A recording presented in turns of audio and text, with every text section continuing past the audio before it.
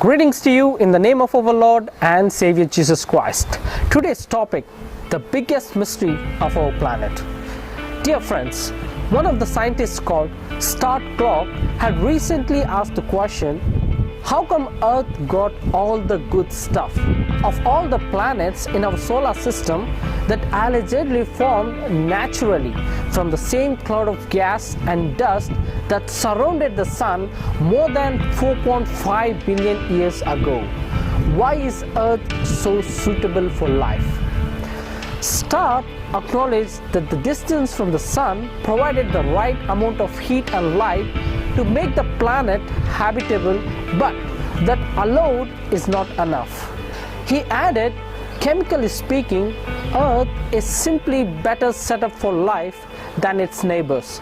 So, how come we got all the good stuff? How did Earth get to be just the right distance from the sun so that it receives the right amount of heat and light to make the planet habitable? Stuart also mentioned without the unique mix of carbon, hydrogen, nitrogen, oxygen, phosphorus and sulfur that makes up living things, and without liquid water on the planet's surface, life as we know it could not have evolved.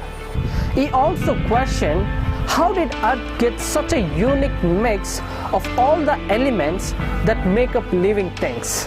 How did Earth acquire its life-giving water supply? Did Earth become the just right planet by coincidence? On the other hand, Clark said that our best hope to find clues about Earth's origin is from meteorites, since they formed at the same time as the planets. However, he admitted there are subtle differences that are proving tough to explain. For example, the mix of oxygen isotopes in chondritic meteorites does not match those found on Earth. So far, no one knows why. But since oxygen is the most abundant element in the Earth's crust, it is a mystery that cannot be ignored. Regarding Earth's life-giving water supply, Clark suggested that the most popular explanation is that the water arrived later in the form of icy comets from the outer solar system that rained down in the period known as the Late Heavy Bombardment.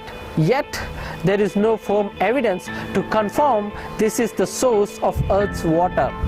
Though atheistic scientists have attempted to answer these and similar questions for many years, still no one has a rightful naturalistic explanation for what the scientists call our planet's biggest mystery.